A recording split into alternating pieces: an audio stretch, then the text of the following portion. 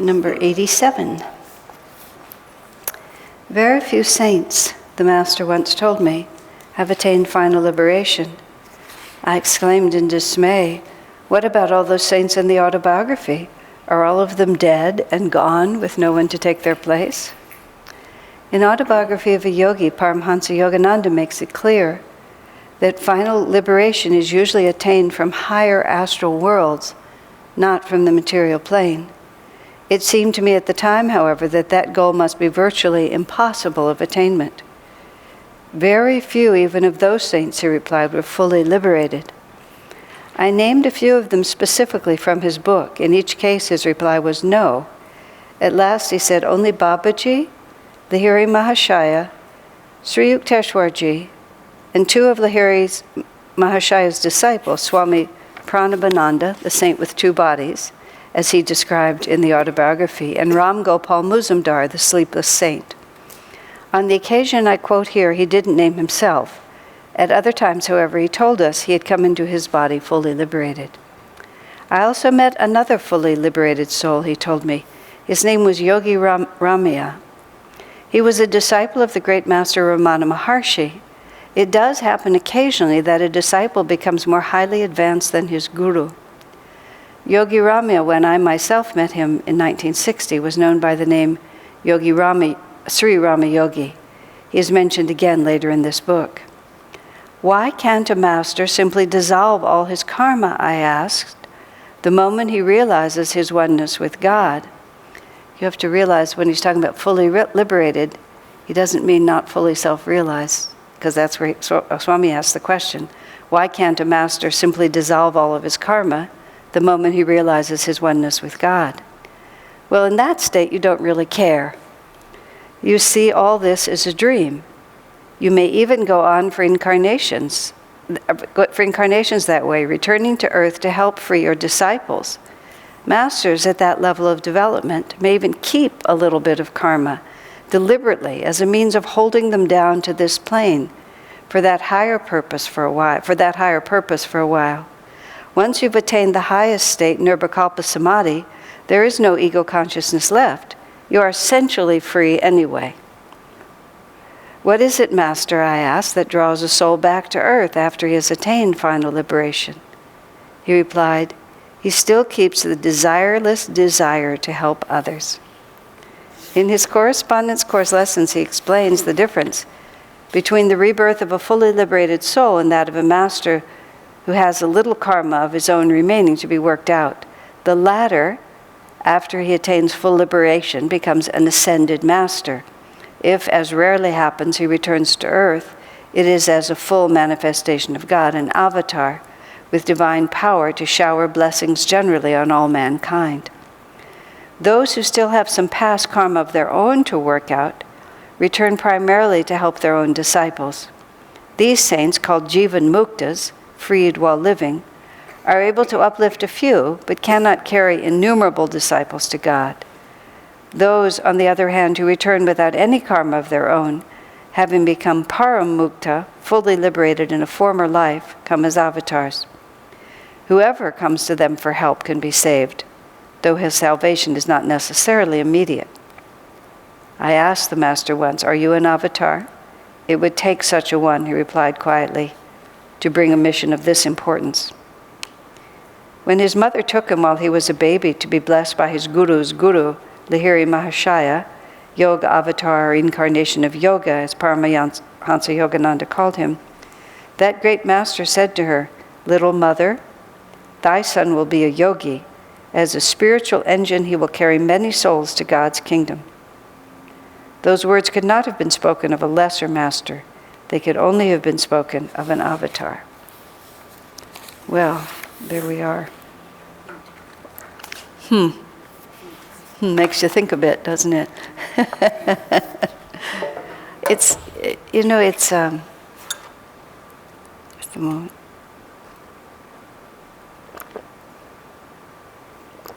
There was a time, and I was sort of remembering when all of that seemed all really important, when people were trying to sort of sort out, it always became important, it became important in the context of Ananda, when people were trying to sort whether they had to listen to Swami Kriyananda or not. Because there was that phrase, if you're not fully liberated, then the implication was that you were still subject to egoic error. Which is, it's sort of, he puts a slightly different cast on it here. The Jivan Mukta has the remaining karma that he just lets it run, so it'll give him a reason to come back. Ananda Ma undoubtedly falls into that category. If Ramana Maharshi was not fully liberated, then he would probably fall into that category of souls that, but Master emphasizes that the realization is there. And this is remember when we were doing the Patanjali series, how once we got to Samadhi, there were just so many more pages in the book when we thought it was over, because there was just all of these other things that begin at that point that you begin to work through. Swami, in his Gita commentary, talks, he gives instructions for how you can dissolve all the rest. Once you have realized, how does he put it here? He says, how did he say it? You don't really care. You see all this as a dream. So it's like you can sort of see that you were all those different things in different lifetimes, but it doesn't matter to you anymore. But there's some more subtle state of dissolving all of that. And Swami gives instructions in the Gita for how, in one meditation, you can just sort of visualize those lifetimes and just dissolve whatever remains. What must be remaining, I'm really guessing here, but those desires that haven't been fulfilled, that are just sort of the energies unresolved, and even though it doesn't hold you anymore because you have no egoic identification with it, that the energy still isn't finished. I'm just trying to guess what it might be like. So it just sort of pulls you. I know Swamiji wrote somewhere, which must have read when he wrote it, because he wrote it years ago, but I didn't notice it until relatively recently. He said, he was talking about how Tara Mata in SRF had such a intense vendetta against him, is the only thing I can think of. And after she died, a man came to visit Swamiji, whom he'd never met before, who said he was carrying a posthumous message from Tara. The Tara had come to him, I don't know whether it was in a dream or in a vision, and asked him to carry a message to Kriyananda. And the message was, in a previous incarnation, I was your younger brother, and you did, in fact, split our master's work, and and you were a traitor to our master's work, and I never forgave you for doing that.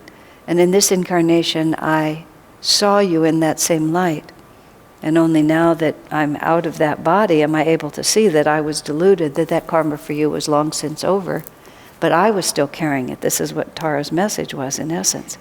And so she acted out as if he were going to do, as if he were going to consciously and deliberately split SRF. That was her whole thought the whole time, is that they needed to throw him out when he was 36 in 1962, because if they waited any longer, he would have too much power and they wouldn't be able to stop him. This was all her thinking. It was very reasoned, but she says it wasn't this lifetime she realized.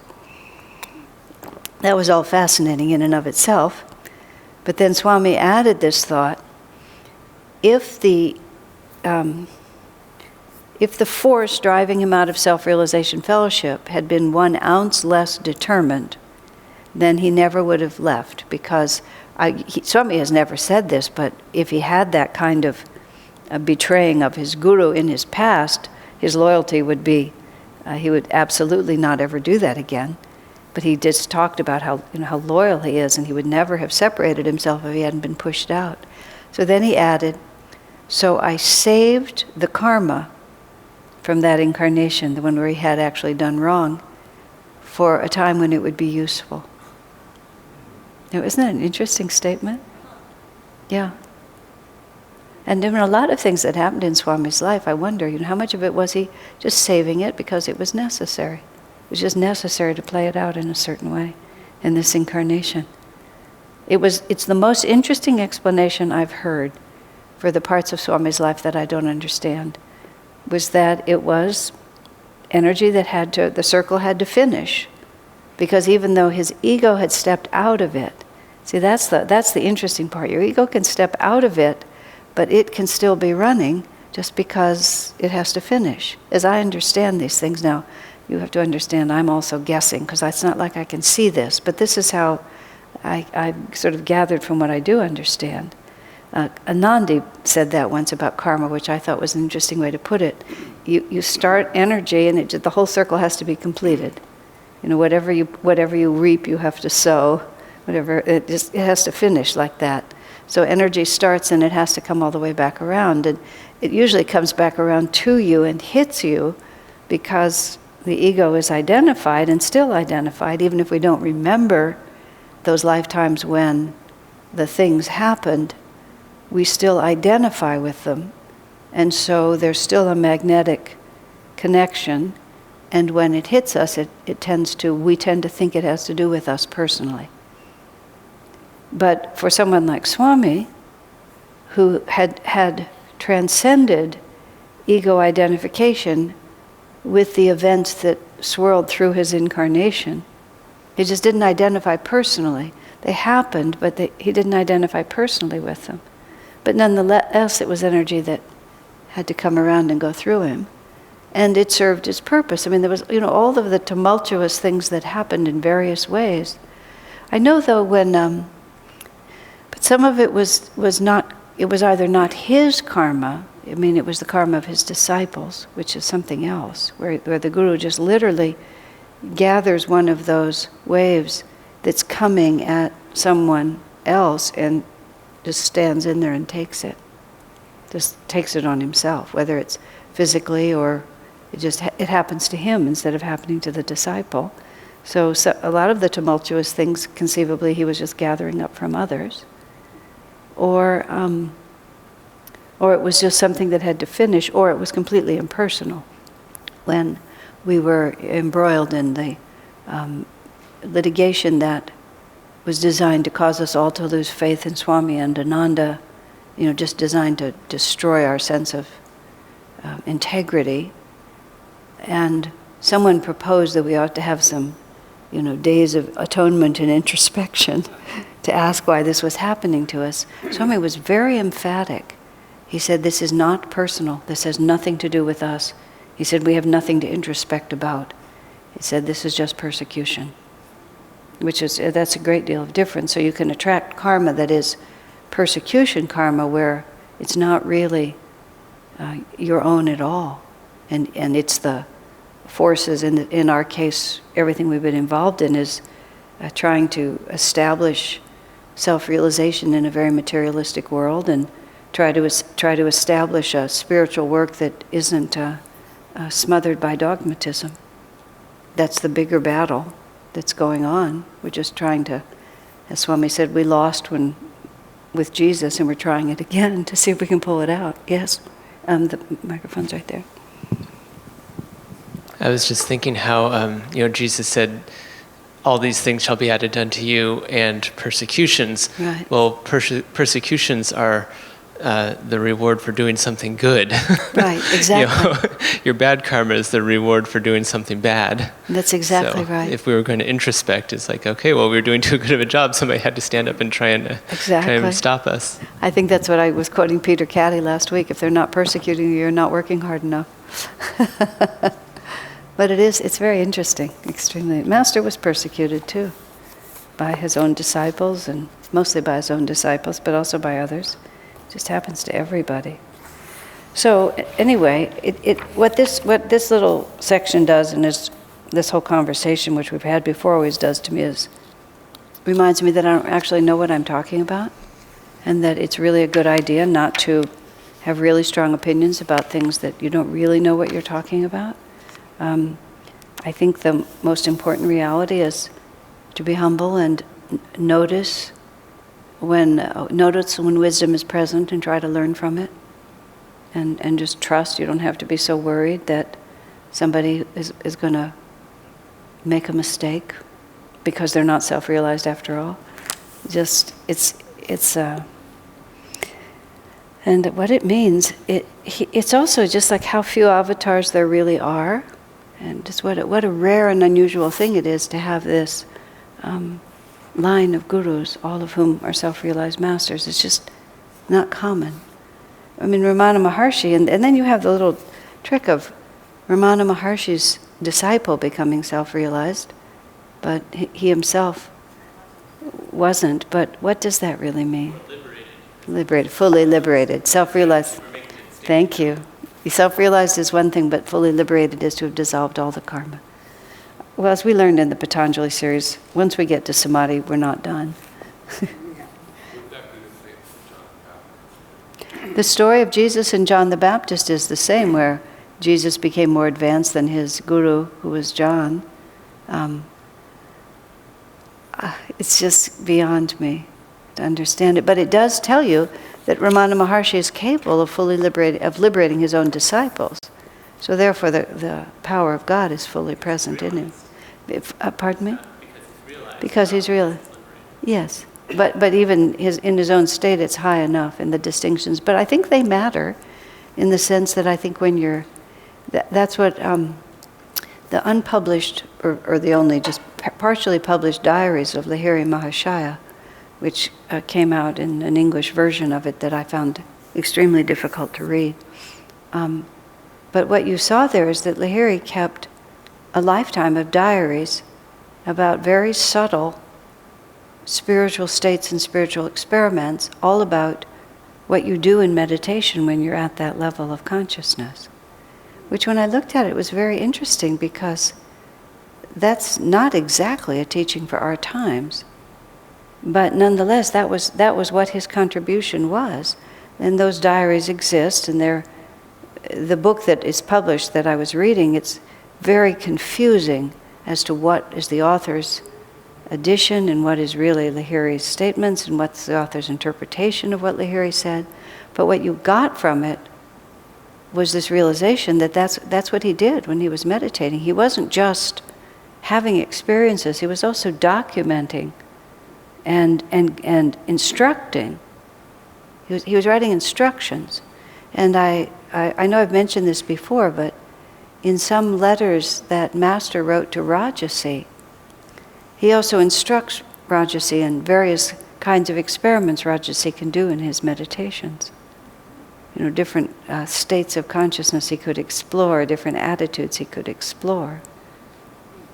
So there's just a world out there that we will be introduced to when the time is right, I presume. Yeah.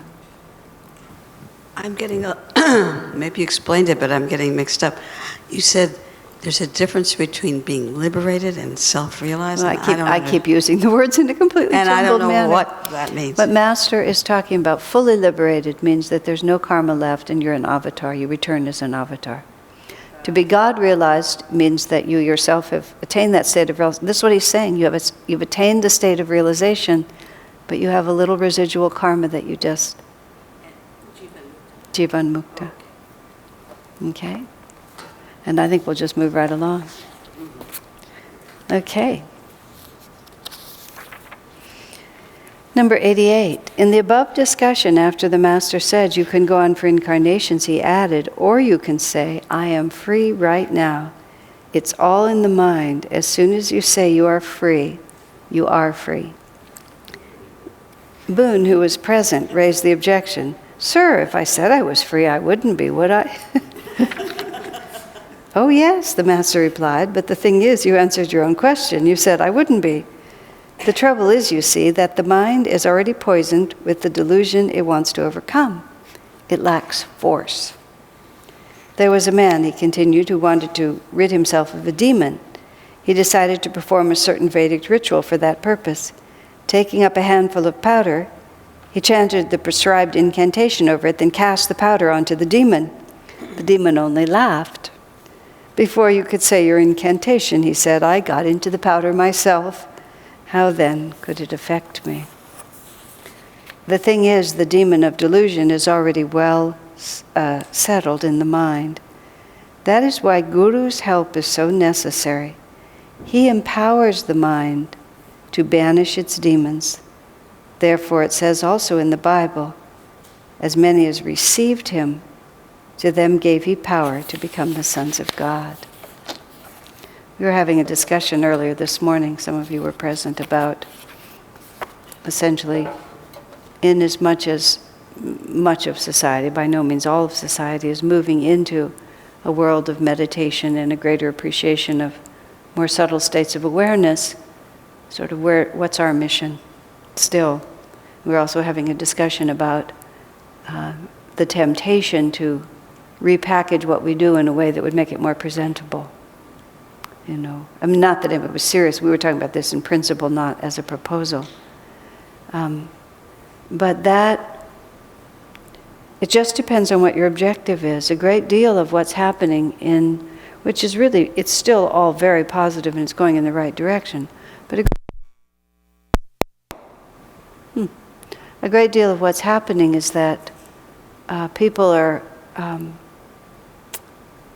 it's a kind of materialistic approach to spirituality, in the sense of they're trying to function better, they're trying to be more incisive, they're trying to be more in control, they're trying to have more power.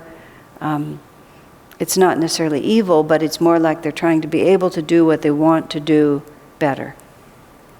Whereas when you enter into the realm that we're living in, you're just entering into the whole premise of what we're doing is different. The whole premise is not, how can I really be super effective in the material world? It's, how can I find a level of reality in which the material world is just something I live through, but not who or what I am. It's just very, very different. But it's moving in the right direction. Swamiji told us that the Vedas have all these instructions for various worldly accomplishments, rituals that you can do to have success here, or have children, or get money, and even get revenge on your enemies, and things like that. And when that comes through in the book about Milarepa, Tibetan's greatest yogi, which is a very entertaining book because it's quite a story. And he developed the power, he got revenge. His family was deeply wronged by some of their relatives, and his mother commissioned him to take revenge on them. So he learned black magic and took big revenge on them. But he realized it wasn't such a good idea. But he really went to the scriptures, essentially, and learned how to take revenge. Why do they have such things in the scriptures? And Swami's answer was, well, because it teaches people to turn in that direction, to recognize that all power is here. It all comes from this divine source, and you start on a low level, but you can gradually escalate, because all of life is a spiritual experience. All energy is the same energy. So, but if you really want to sort of transcend this whole mind that keeps us preoccupied, because, I mean, why are we even preoccupied in the first place? That's where the demon has gotten a hold of us. And we keep imagining that really the only thing wrong is that I'm just not doing this well enough. There's that amusing human characteristic that if something isn't working, we just keep doing more of it. We just imagine that the only thing that's wrong is that I'm not good enough at this thing I'm trying to do. And it's a wholly different understanding to realize that I'll never be good enough at this to feel the satisfaction I really want. That's why it's a common fact that more wealthy people commit suicide than poor people. Because wealthy people have what everyone is seeking, and the anguish of having it and realizing that it's not going to give you anything is often much worse than desiring it and being frustrated, because then you can always imagine that fulfillment. But when you really come up against the fact that it's not going to fulfill you, that's when real despair can set in. And that's what happens. So this idea that the Guru empowers you to be able to sort of cast aside that delusion. It's a hard thing even to, you can't conceptualize it with the mind. It's the only way I can think about it. Except that whenever you have an experience of solutions coming to you by God's grace, you recognize it immediately. You just can tell the difference between what you strained to make happen and what God gave you. And that the mission that we have is, we were saying this morning, it's not like we're trying to be popular. It's not like the success of what we're doing is going to be gauged in any way by the number of people who are in the room, or by the publicity we can get, or by the famous people who endorse us, or by the establishment individuals that will network with us. I mean, none of that actually means anything at all. The only thing that matters for us, for success, is that we clearly understand what it is that Master wants us to do, and that we just faithfully and loyally carry that out. And the rest of it will take care of itself. And part of that is, it's not that we stop everyone in the grocery store and talk to them about the power of the Guru to transform their lives. But from the point of view of what we're really doing ourselves, is we're way over here, and we're just pulling. And we're not causing it. That would be really ridiculous to say, but we're part of an energy that is moving society. Swami often commented that society is rerouted usually by small groups of people who are intensely dedicated to what they're doing, who have a great deal of magnetism. Look how Christianity has changed the planet. Look how Buddhism changed the planet. And Master will, and is in many ways already, he's influencing in ways that we don't even see. But Swami said you have a vortex of energy that gets created, and the river of society is flowing in a certain way. And when that vortex gets strong enough, it begins to pull the culture over. And in 50 years that I've been engaged with these things, here's organic foods, and here's vegetarianism, and here's the whole foods movement, and here's yoga postures, and here's meditation. And there's just been, this coterie of people, not just Ananda, who've been just spinning this vortex this whole time, and finally it gets enough force that the river of society begins to run much closer through that. But that by no means defines the life of discipleship. It's so much farther over than that, and the life of the disciples of Jesus was the same thing. It was a mixed blessing, you might say, when it became the national religion. It saved them from being thrown to the lions anymore, which was a nice change. But as soon as it becomes established, it has a wholly different characteristic to it than it does when it's, even when it's persecuted. Richard Wurmbrand, who came out of communist Romania, and they were so persecuted at the time that he was there that they had no churches, and all of the official clergy almost all were spies for the government, and they would just meet often. They couldn't even meet in a home.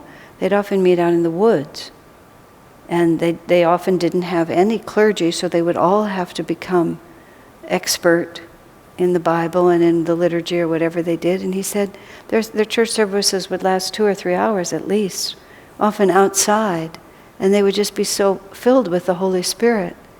And he would often imagine how wonderful it must be in the West, where people can just openly go to church. And he had this picture in his mind of what was going on in the Western churches. And when he was finally ransomed out of prison and out of Romania all those years ago, it was almost more painful than being imprisoned when he came to this country. And with all this freedom to worship, people go 1 hour for once a week, and the minister seldom talks about anything. So we can't think just because a few people share our ideas that we ourselves can just take that as enough. It just isn't nearly enough. We're not done till we're fully liberated. And in the meantime, discipleship and God realization has to be our watchword at all times. Comments or questions on that?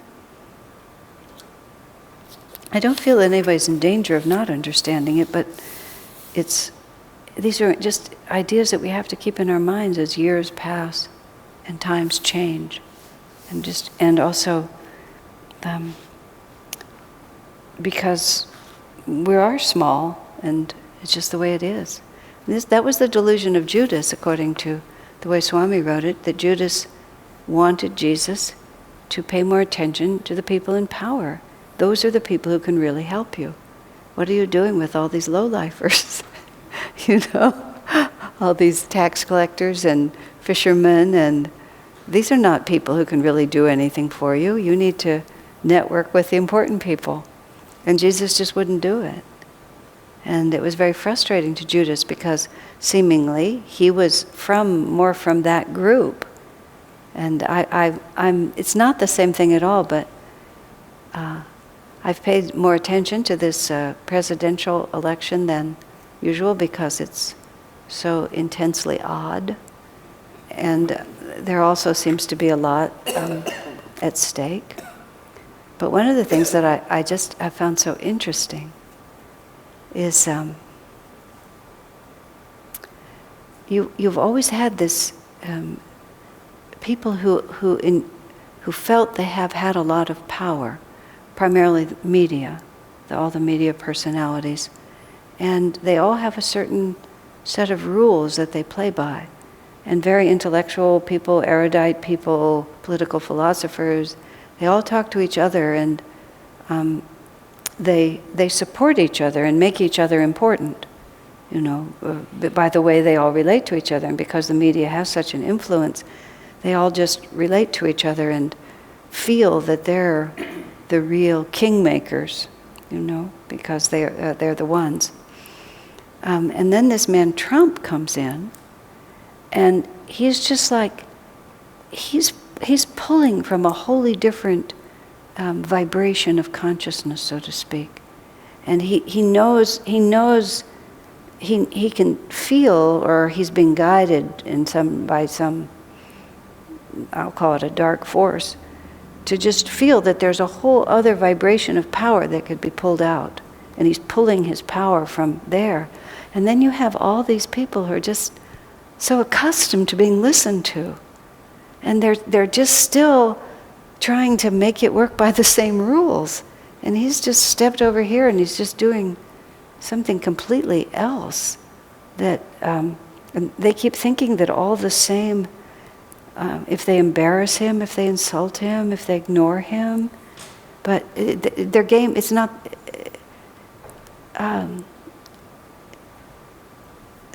they have power with each other, but they don't have real power.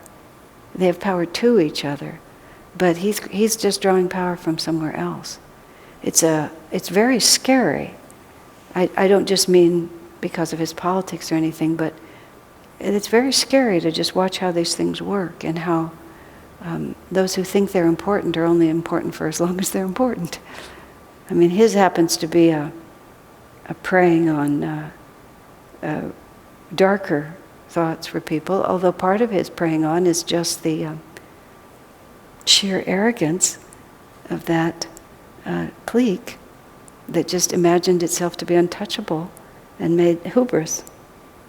He's just acting out their inevitable, the karma of their own hubris at that point. But it's quite, when you get leaders who know how to tap into that kind of discontent and manipulate it, you don't really know where we're going after that. I don't have any respect for any of them, really. It's not like I think anybody else on the docket or out there is any better. They're just expressing it with more civilization, but it's not any purer. But it's very interesting to watch and very instructive to watch. I can sort of feel Swamiji's consciousness. I can hear him commenting about the power of kings and politicians and leaders, and it'll be interesting to see. Master said that there would be cataclysmic events in the world, and that the world would really change politically, socially, economically. He implied even geologically. So I have to say to myself, if it's going to change, I guess something has to change. It's not going to change just by suddenly, okay, let's all be different. There's going to be forces like we're watching. That's what interests me. So many times over the last, well, for many years, but the last 20 years or more, when there would be some weird political or economic thing happen, sometimes Swamiji would call us from another part of the world to sort of ask, what's going on? Because he was always wondering if this would be the beginning of a shift of energy that would really turn our culture in a way, in the kind of picture that Master predicted. Is this it? As I've sort of been watching it, wondering, is this it? When this man manages to just pull power from a place that nobody's pulled it before? Where Clinton is getting hers from is the same old place. Money, money, money. That's where she's getting hers from. But this man is getting it from somewhere else. I mean, that's not very cogent, but it's very interesting. And, part of you really can appreciate his frankness. Because there's the little coterie, the arrogant coterie has all their own little rules, which are just so annoying because they're so dishonest. You just watch them play out all this dishonest, ego-based stuff. This man just comes in and just slices right through all that, but not with a sword of light. So it is quite disturbing. You don't know where it'll go. Interesting times, huh? Yeah, anyway, so what related to, let me see what that related to.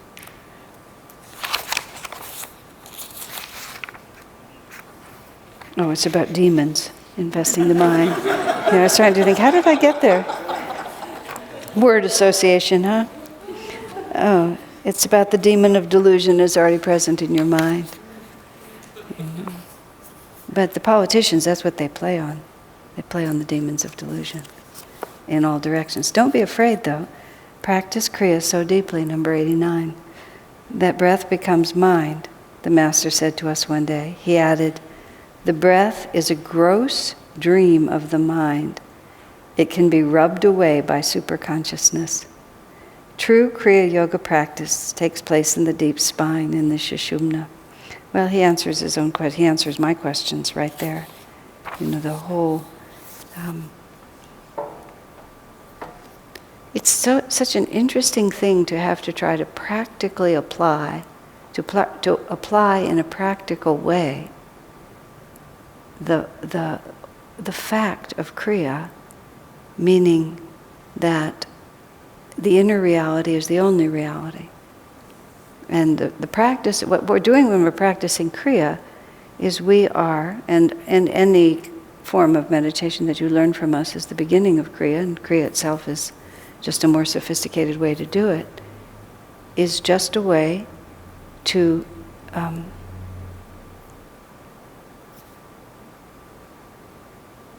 deeply remind yourself that breath and where the breath takes you is the only enduring reality. And all of this, with who gets to be President of the United States and what life in this country will become, or life in whatever countries you're from will become, it all happens, but in the end it just all vaporizes. That's what we're talking about when we're talking about the Jivan Mukta, and you have all these incarnations behind you, and they're all there, and everyone was so intense and so real, but they just vaporize. It's really so odd. There's a stage on the spiritual path, Swamiji said, where you actually lose your mind because it's just too much to deal with. And the challenge of transcending the ego is just more than we want to deal with. And Swamiji said, people have incarnations where it's not that they're in a state of enlightened lunacy. They're just taking a holiday from the whole project. You get too close to it and you really see what you're up against and what you're going to have to do, and you just decide, I think I'll just go over here and just live in a world of my own imagination for a while until I find out that doesn't work either. It's really that's the trouble with it, is that it doesn't work either. If it did work, that would be nice, but it doesn't work because it all just has to be faced. But the point from which you face it is this very deep practice of Kriya. And that means also just this deep, constant inner affirmation that my life with God and Guru is my real life, and everything else that happens is just something that my karma is going to take me through. That's what I was talking about on Sunday, as I recall. It just goes up and down and up and down, and I just stand here and watch it. Swamiji told us that when he was in the... I always come back to the litigation because it's always on my mind a lot.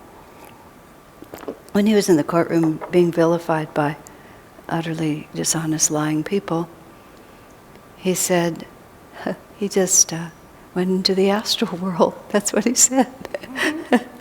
He just put his attention on the astral world because it was just too unpleasant here. He just didn't want to have to. He just didn't want to have to live in. It was really ugly, and it was a very ugly vibration. In the courtroom, I said to Swami once, I said, I'm not given to visions, but I could almost see the demons running around and screaming in that room. It was just like they were just shadows. They were just the devils. They were just running around and screaming, trying to just destroy us. And he just said, yes, I think he could see them. So he said he just went into the astral world. But it's such an interesting thought, isn't it? There you are sitting there, and instead of just enduring something so unpleasant, you just go into the astral world. And you're still there. I read stories about that. There was a man, his first name was Starr, his last name was something else, from the 20s and 30s. And he was a prisoner in Alcatraz. And he eventually got out. I think he was a student of Master's lessons, or a student of Master. I wish I knew his last name. Tricia can look it up for us on the internet. But Starr somebody was his first name. And he was on Alcatraz, and he got put into some horrible solitary confinement in some very brutal fashion, almost unbearable. And he accidentally discovered astral travel. And he developed the ability to just simply leave the prison. His body was still there, but he was able to leave. And then it's very fascinating when you read it. He gradually discovered many, many aspects of the path. Ultimately, I believe he was released. But you could tell he'd studied Master's lessons. I think he even refers to getting some lessons or something like that. But he just, the intensity of the moment forced him to find another reality than the one his body was in. And that's why tough things happen, is because when you can't be comfortable in the ordinary consciousness that you have, and you're past the point where you'll just take drugs or commit suicide or go crazy, because having tried all of those, those don't work either. Those are just the stages. But ordinary consciousness is unbearable. Then you begin to really push. And so once you get that figured out, Master is encouraging us to get ahead of the curve. Practice your Kriya so deeply that your breath just dissolves in the mind, that you see it all, that you see even your physical body is just an illusion that you're living in. These are wonderful promises, aren't they? Yeah, I love that. Let's see, I think this might be quite long. Let's take a little break before we go to number 90 then. Okay. Okay, number 90. And I said it's real nice. It's long, but it's nice. The Master, a little bit. We're not sort of way out there. The Master was truly an embodiment of compassion. No matter how much anyone wronged him, he remained ever his spiritual friend.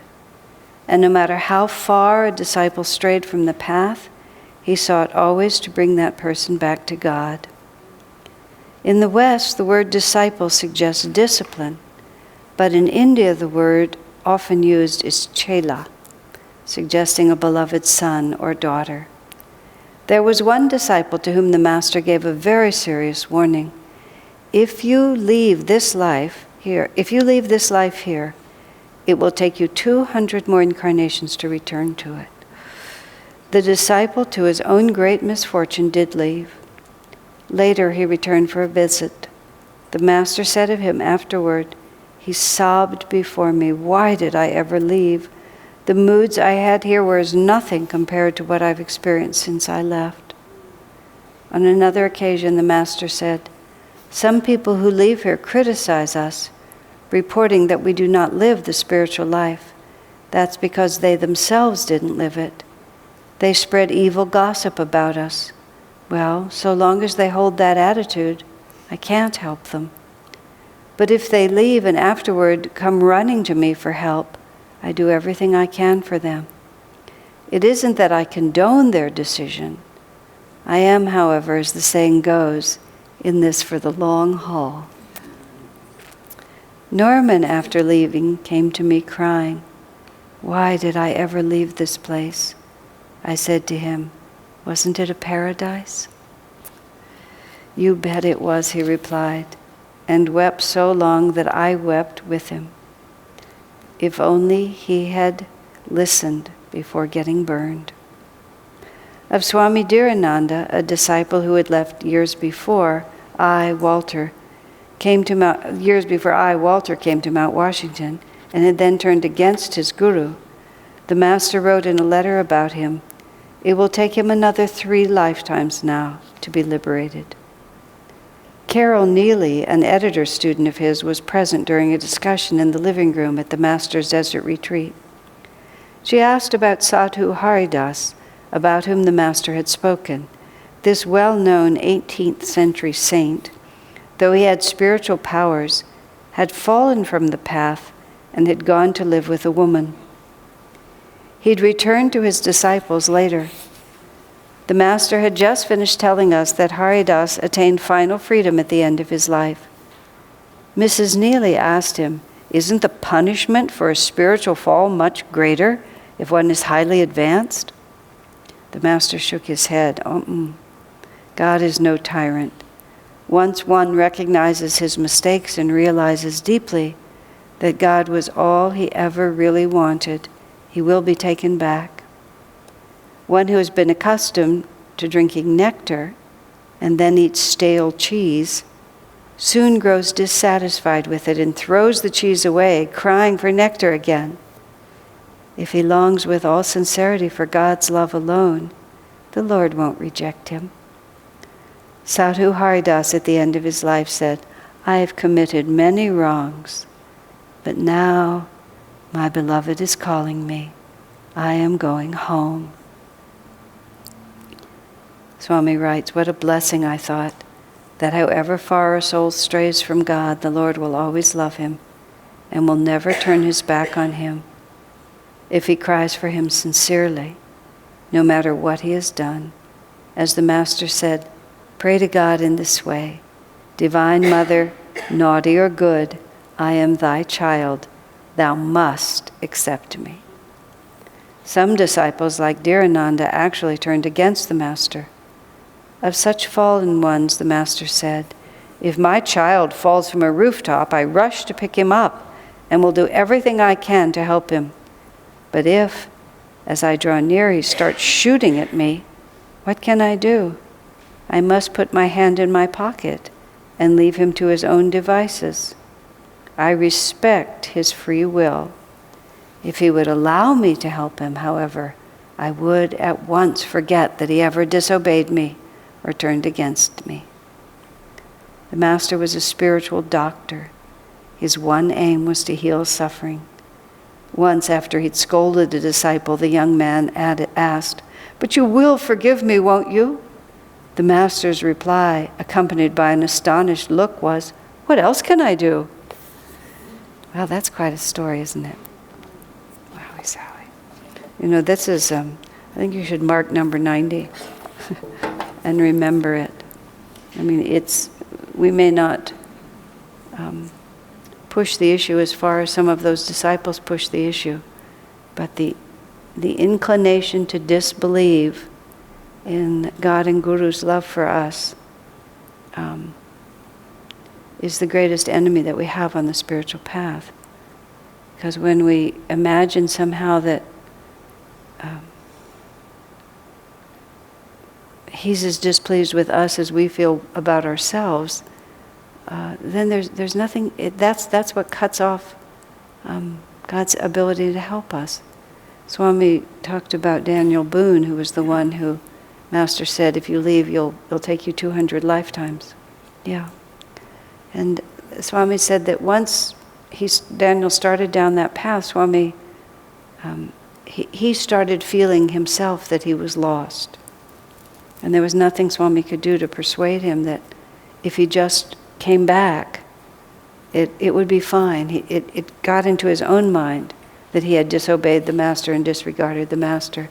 In that respect, the story Swami tells about Tara Mata was also very inspiring, because Tara Mata left Mount Washington to get married. And she went and had a daughter, in fact. And then the marriage proved to be not really at all what she should have done. And so she just picked up her daughter and came back and moved back into Mount Washington, or came back to Master. And another disciple who didn't understand any of this said to Tara, "How dare you come back after you disobeyed the Master?" I mean, think about the way that mind works. You did the wrong thing, and it's like, how dare you just show your face around here again? And Tara Mata would have none of it. She just looked at I think it was a nun, of course it was a nun, and said, "What do you want me to do, worship my mistakes?" I mean, it's just such a simple way to put it. It shows Tara's greatness in many ways, which is, yeah, I've made a mistake. So do I then define myself for the rest of my life? And worse than that, do I imagine that Master's power doesn't extend out far enough to help me? I remember Devi made a comment once, way in the early years when we were very first starting longer yoga courses and so on. There were some month-long courses. They might even have been called teacher training. I don't know what they were called, but Devi and Jyotish taught some of these back in the 70s. And the main point was it was a month-long course of whatever it was. And she, I remember her remarking, she said, at the beginning she thought I was actually there to teach them this information. She said, but what I actually began to understand is that I was looking at a room full of angels who didn't believe in themselves. And she said they didn't understand who they were and how much God loved them. And she said, and that's all I was really, that was my only job, she said, was to help them to wake up to their own actual relationship with God and Guru, which is completely different than we think of it. And that the Master's just a simple statement, I'm in it for the long haul. If we can just, with ourselves and everybody we know, if we can just reverse that thought, that somehow when people make an error, that in any way inhibits your relationship with God, or has anything to do with anything. It just means that these things happen. And the Masters just don't see us that way. He said, once, if you come back to me and really want my help, he said, it doesn't matter what you've done, I'll just forget. I love the way he puts that. He says, if he talks against me, but then he says,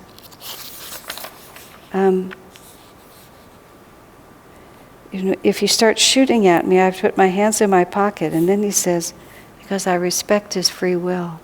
That's also a critical point here, because it's not as if God or Guru will come and force you to turn back. If you're determined, if we are determined to keep on in wrong attitudes, it doesn't sever our relationship, but it does inhibit Master's ability to help us. Because there has to be receptivity. And that's where Swami was saying about Daniel Boone, his determined belief that he was beyond salvation made him, for the time, beyond Master's help. Because he couldn't and wouldn't even turn toward it. He was very ashamed, and he was also in a state of despair. Shame is one of those 8 fetters, isn't it? It's very difficult. It's not like it's easy. That's why you have to really contemplate it a lot when it's not an issue. so that when it becomes an issue, you'll have some stability somewhere deep inside of you, so that when the moment comes where you really do have disappointed yourself on such a large scale, that you think it may actually be the end, at least for this life or for today or for this month. It's marvelous to just sit and meditate. What does it feel like to be loved unconditionally by one who sees us clearly? It's quite something else to be loved by someone who doesn't have the discrimination to know. Like there's a P.G. Woodhouse story, and the story is called The Shy Man. And it's a story written from the point of view of this man's dog. And the dog was very concerned because his person, people would come to the door and he would hide and he wouldn't answer the door. And the dog just thought that he needed to help this man, overcome his shyness. And it turns out that his person was a thief, and the people coming were the police trying to direct. And the dog was trying so hard to help his person become less shy. No, where did that relate? Oh, yes. I was started to say, someone with the discrimination to know who we are. And it's very interesting meditation, seriously. To just really, it's not like we want to conjure up our worst qualities, but we all have bad qualities. And sometimes circumstances cause us a great deal of pain, and there's a great deal of discomfort in the realization of what our shortcomings are. Happens to all of us. And it's very powerful to, if you haven't actually experienced it, even just to try to imagine. Just try to imagine Master or one of the gurus, Swamiji, actually just looking right at you and fully acknowledging who you are and what you've done, and then just imagine what it would be like to just be completely loved regardless, with full awareness of it. You see, that's the point. A friend who suffered a very serious betrayal from someone she trusted came to Swami and was trying to overcome the hurt, and she said, everything that happened was just right. It was just what should have happened, and that's so. I'm not mad anymore because. Swami said, don't comfort yourself with a fantasy. He said, wrong actions were done. You were betrayed. People did not behave properly. He said, you have to be able to look at it for exactly what it is and then raise your consciousness above it. That's quite different. And so that's what we have to feel, is that. And think of the story of Jesus. That's the Jesus and Peter, where at the Last Supper, Jesus was saying, I'm going to a place where you cannot go with me. And Peter was quite offended at the thought that Jesus thought he wouldn't go with him. And Peter declared that I'll go wherever you go, Lord, I'm going to go with you. There's no place you can't go that I won't go with you. And then Jesus then looked at Peter, and that was when he said, oh, really? He said, well, before the dawn comes, you'll deny 3 times that you even know me. I mean, that was quite a statement in the light of it, and think of it. And then Jesus was arrested, and everything became so frightening that that's exactly what happened to Peter. 3 times. People said to him, aren't you one of his followers? And the implication was that Peter could then have been arrested and taken just as Jesus had been taken. And 3 times Peter said, no, not me, I don't know him. Just think how panicked his mind was at that point. I think these things happen. And then the sound of the rooster signaled the morning, and Peter came out of it and realized what had happened. But imagine, Jesus is there right with him before any of this is even actually manifested, although he knows it's coming. And just looks right at him and says, no, of course not. This is who you really are, and you're going to find out who you really are. And then, of course, Jesus returns after his crucifixion, and then there's the balancing when he walks with Peter and 3 times says to Peter, "Do you love me?" And Peter says, "Yes, Lord, I love you." And almost exasperatedly, "Why do you keep asking me?" "Yes, I love you." But then the karma comes to balance. And this is just an amazing story to meditate on, putting yourself there with whatever it is that we know our own weaknesses to be, our own exasperating qualities that the people who love us have to put up with. And the way the masters love us is not, as Swami said, with sort of heroic willpower. Sometimes we can love each other with heroic willpower. You drive me crazy, but I manage to hold my exasperation in. And that, although Swami had his moments, I remember Swamiji went to Hawaii, some group or somebody. He went with a group, but it wasn't a group of people with whom he could relax. They were not easy to be with. And one woman in particular was particularly difficult. And when he came back to the mainland, Seva and I picked him up at the airport. And as soon as Swami got in the car, he started just excoriating us for just all kinds of things. And it was so funny because the more he scolded us, the more Seva and I were just kind of giggling, and it was such an odd experience. And we had to more or less take him seriously, but there was no anguish like there might have been. And then finally, after about 5 minutes of that, he said, "I've just been holding it in for the last 2 weeks." Just, and he said a little bit about the people he was with and how very difficult they were. And he'd had to just love them with willpower, and he just needed to let off a little steam, and now he was fine and we could just go on. But it was a very natural response, but deeply, on a much deeper level. There's no willpower involved, it's just I'm in it for the long haul. But remember how Master described one of his disciples as like hot molasses? I'm too hot to swallow and too sticky to spit out. But Master had a sense of humor about it, which is also, it's very sweet when you really hear that. But also he talked about how Norman came back and sobbed until Master was sobbing with him. Imagine how that feels. Because Master at that point, it's sort of like, who knows what it is? The karma's already started. The disciple himself doesn't have the capacity anymore. He's lost his attunement. He's on a karmic loop he has to follow. And you know he's been there before too.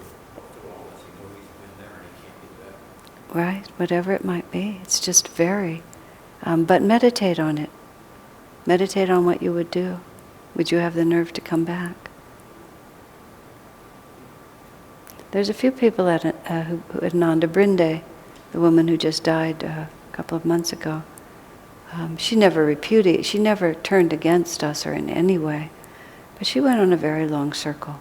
She wasn't able to, she had too many difficult karmas to hold herself within Ananda, but she never gave up on God and Guru, but she went out through long, very long, 25-year cycle of, multiple marriages and various other, I think she worked in the casinos in Las Vegas for about 25 years. I mean, she's a pure-hearted soul, but it's just, that was where her karma took her. And that was sort of, she had a dark vibration she had to work through. And when she was all finished, she just came back to Ananda and died like a saint. Because she just didn't allow any of that to hold her down. And she had to just, go through the whole children she birthed and didn't raise, and everything else that she'd done. She gave birth to 3 children, didn't raise any of them. Just was in no mental or emotional condition to raise them. But by the end, she just was able to look at it all, and very, very deeply to know that it didn't matter at all to Master. It had mattered to her intensely while it happened, but the Guru was just the same with her. And the story of Sadhu Haridas is just so... Haridas, I mean, it's a well-known story of a true saint. He was in the 1800s, and he was a miracle worker, and he could walk on water, and he was, the leader of an ashram and had many disciples, and then he became infatuated with a woman, and he went off and lived with her for a while.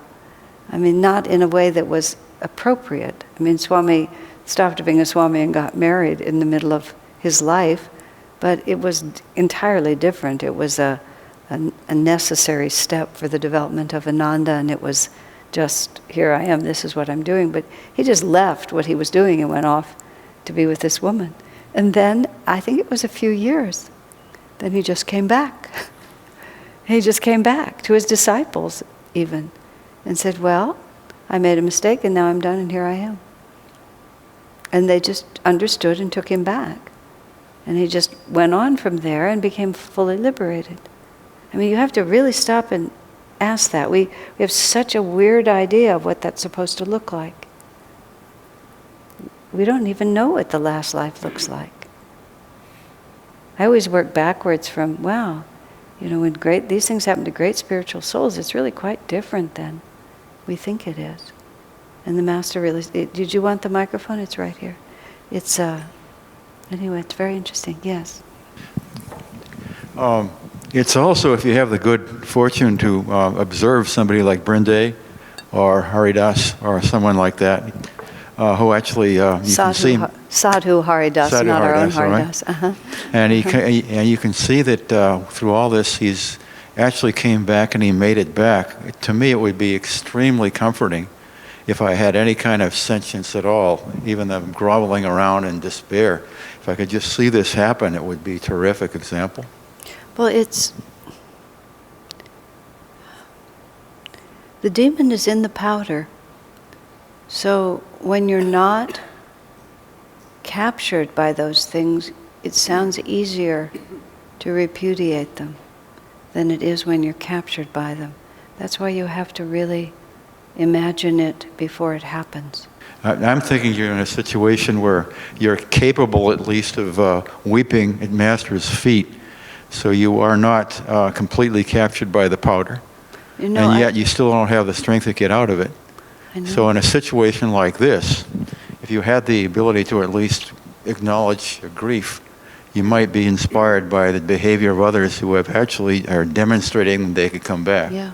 I mean, you don't. Why then did, when Master talks about these two who came back weeping, why didn't they stay?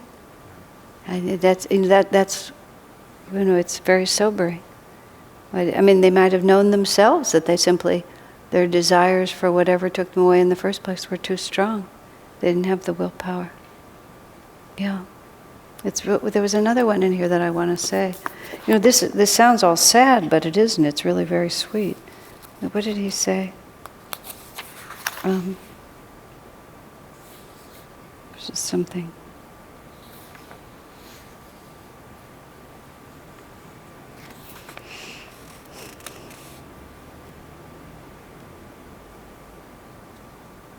I'm sorry, I lost the thought. There was something I wanted to bring out, but I can't remember what it is. Just also, it's like what a model for loving each other he gives us. Like how far this is from the sort of self-righteous, you have done the wrong thing and I'm going to show, I'm not going to deal with you anymore because you've fallen from the heights that I expected you to live up to. And we think somehow that that's the right way to respond to each other. It's very sobering. And you do it with willpower, but imagine if you just did it out of sheer compassion. I mean, you forgive people who've wronged you, or accept people who are insensitive and unkind. And you can do it with willpower, you can just master your responses. But wow, wouldn't it be even more wonderful just not to have those responses, but only just think with compassion, even if you're the one? I mean, you hear stories of, we had, the sadhu goes out and comes back to his ashram all bloody. And what happened to you? Oh, we had such fun. The boys were throwing stones and sticks, and he doesn't even realize that they were throwing the stones and sticks at him. He just saw that the boys were having a really good time. And oh yes, it was I who was being injured.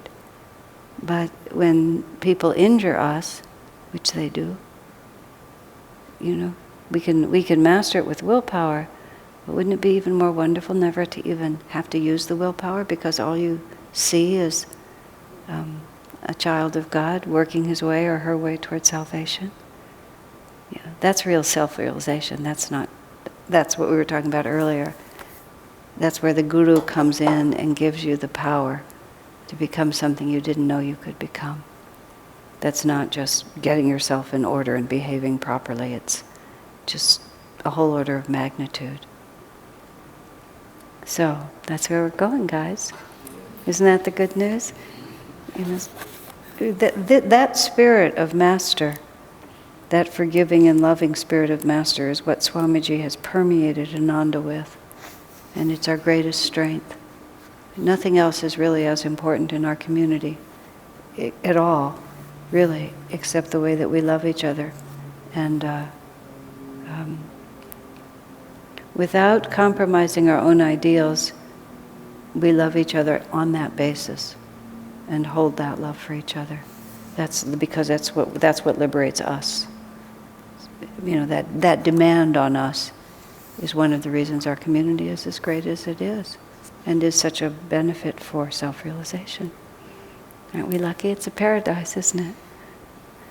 Okay, so we went from 87 through 90 today. And next week is the first week of May. Because one of these Tuesdays we're having that satsang with Kirtani, but that's probably the 16th or 17th, so that's at 2 more weeks or 3 more weeks away. Yeah. Yeah, Kirtani's she's coming for a few days and going up to the village, and she's coming on a Tuesday, and at Chela Bhavan we'll have a satsang. We should announce that now. It's definite. Yeah, I'm looking around. I'll send a note to somebody. Yeah. Okay. Okay. Thank you.